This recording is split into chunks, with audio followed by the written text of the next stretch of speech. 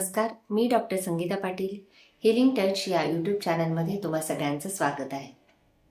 10वी-12वीच्या परीक्षा जवळ येत आहेत आणि आपल्या सगळ्यांनाच आता शेवटचं टेन्शन आलेलं आहे, थोडासा स्ट्रेस आलेला आहे की अगदी जवळ परीक्षा आलेली आहे आणि सगळ्यांच्या मनामध्ये हे विचार घोळतात की मी वर्षभर काय केलं, हा अभ्यास का नाही केला, हा केला असता तर असं झालं असतं तर तसं. कारण हे शेवटच्या क्षणालाच आठवणारे येणारे विचार आहेत. त्यामुळे आता आपण वर्षभर काय केलं असतं तर, काय झालं असतं तर ही जरतरची भाषा थांबूया. कारण आता आपल्याला प्रॅक्टिकलला सामोरं जायची परीक्षा किंवा परीक्षेला सामोरं जायची वेळ आलेली आहे आणि अगदी आपल्याला पेपर लिहायचा आहे 2 ते 3 आठवड्यांमध्येचा कालावधीमध्ये आहे. तर ह्या 2-3 आठवड्यांमध्ये काय करायचे, तर पहिल्यांदा तर आपण जो अभ्यास केलेला आहे, जेवढा केलेला आहे तो शांतपणे आठवण्याचा प्रयत्न करायचा आहे. जेवढं शक्य असेल तो पुन्हा वाचायचा आहे रिव्हिजन वाईज. आता प्रत्येक चॅप्टर आपण अगदी पहिल्यापासून शेवटपर्यंत वाचू शकणार नाही कारण वेळ कमी आहे. त्यामुळे आता आपल्याला थोडासा स्मार्ट स्टडी करायला लागणार आहे वेळेअभावी. तर जे काही आपण सगळे विद्यार्थी सामोरे जाणार आहात परीक्षेला, त्यांना मला एवढंच सांगायचं आहे की तुम्ही जो काही विषय निवडलेला आहे किंवा ज्या विषयाची परीक्षा आहे त्याच्यामध्ये तुम्ही 3 कॅटेगरीज करा. एक डिफिकल्ट म्हणजे खूप अवघड, मीडियम मध्यम स्वरूपाचा अभ्यास किंवा इझी म्हणजे तुम्हाला जो सोपा जातो तो. म्हणजे प्रत्येक विषयाचा किंवा प्रत्येक चॅप्टरचा तुम्ही अशा पद्धतीने इझी, सोपा, अगदी मध्यम स्वरूपाचा तुम्हाला जाणारा आणि खूप अवघड जाणारा अशी कॅटेगरी करा. पहिल्यांदा इझी विषय पूर्णतः बाजूला करा, संपवा, तो छान वाचा आणि त्याच्यात पैकीच्या पैकी मार्क कसे पडतील ह्याचा जास्तीत जास्त प्रयत्न करा. नंतर मिडियमकडे किंवा मध्यम स्वरूपाचे जे चॅप्टर असतील, सब्जेक्ट असतील त्याच्यावर फोकस करा आणि त्यातूनही वेळ उरला तर मग अवघड विषयाकडे तुम्ही किंवा अवघड चॅप्टरकडे वळा. असं प्रत्येक विषयाचं, प्रत्येक चॅप्टरचं तुम्ही करा. म्हणजे तुम्हाला मुद्देसूद अभ्यास करता येईल आणि यातूनही तुम्ही करत असताना डिटेल वाचनाला आता वेळ नाही.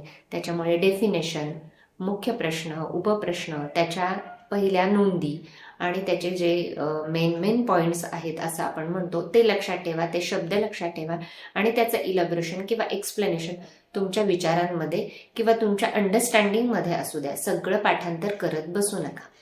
हे सगळं अभ्यासाचं झालं, परंतु हे करूनही कधी कधी आपण आजारी पडतो. अभ्यास चांगला झालाय, बऱ्यापैकी झालाय, पण एक स्ट्रेस येतो किंवा हवामानातले बदल असतात, परीक्षेच्या वेळेला टेन्शनमुळे कमी जेवण जातं किंवा इतर गोष्टींकडे आपल्याला दिसत असतात पण त्यात इन्व्हॉल्व्ह होता येत नाही. ह्या सगळ्यांमुळे कधी कधी आपल्या शरीरावर आणि मनावर परिणाम होतो. त्यामुळे सगळ्यात महत्त्वाचं की आपण अभ्यास केलेला असेल आणि आजारी पडलो तर आपण तसा पेपर लिहू शकणार नाही. त्याच्यामुळे अभ्यासापेक्षा सुद्धा तुमची तब्येत महत्त्वाची आहे. ताप येणार नाही, इतर कुठलाही आजार होणार नाही यासाठी योग्य ती काळजी घ्यायची आहे. त्यासाठी आहार आणि झोप हे दोन्ही गोष्टी महत्त्वाच्या आहेत. खूप जागून अभ्यास करायचा नाही, किमान 6 ते 7 तास झोप झालीच पाहिजे. परीक्षेच्या आदल्या दिवशी अगदीच तुम्हाला खूप वाचायचं आहे, तुम्हाला वेळ मिळाला नाहीये इतर वेळेला, तर तुम्ही 5 ते 6 तास झोप घेऊ शकता. काही परीक्षांच्या पेपरमध्ये गॅप असतात, त्यामुळे तुम्हाला पुरेशी विश्रांतीही घेता येते. एका दिवशी जागरण केल्याने काहीही परिणाम होत नाही, परंतु खूप रोज जागरण करू नका. 6 ते 7 तास पूर्ण झोप घ्या. आहारामध्ये फळांचा जास्तीत जास्त उपयोग करा, पाण्याचं प्रमाण वाढवा किंवा फळांचे ज्यूस घ्या. हलका आहार घ्या. बेकरी प्रॉडक्ट, मैदा, साखर अशा प्रकारचे पदार्थ थोडेसे कमी करा किंवा दूध, थंड आणि खूप साखर घेतलेले पदार्थ कमीत कमी खा. जेवढे आवश्यक आहेत तेवढेच खा. चहा, कॉफी यांचाही अतिरिक्त सेवन तुम्ही टाळा. अगदी हवीच असेल किंवा फ्रेश वाटायचंच असेल तुम्हाला, त्याशिवाय होत नसेल तर अर्धा कप चहा तोही आलं टाकून किंवा कॉफी अर्धा कप एवढं तुम्ही घेऊ शकता. त्याहीपेक्षा ज्यूस आणि पाणी तुम्हाला जास्त उपयोगी पडतील.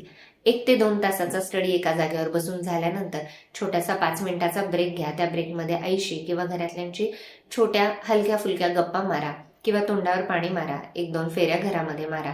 इतकं तुम्ही करू शकता. एखादं सॉंगही तुम्ही ऐकू शकता. अशा प्रकारे तुम्ही सगळे छान परीक्षेला सामोरे जा.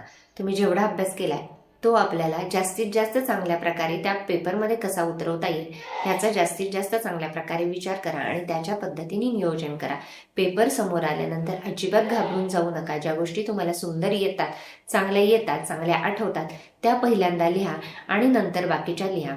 जर एखादा अवघड प्रश्न वाटत असेल की आपल्याला येणार नाही, त्याचा सतत विचार न करता जे सोपं आहे ते सोडवण्याचा आधी प्रयत्न करा.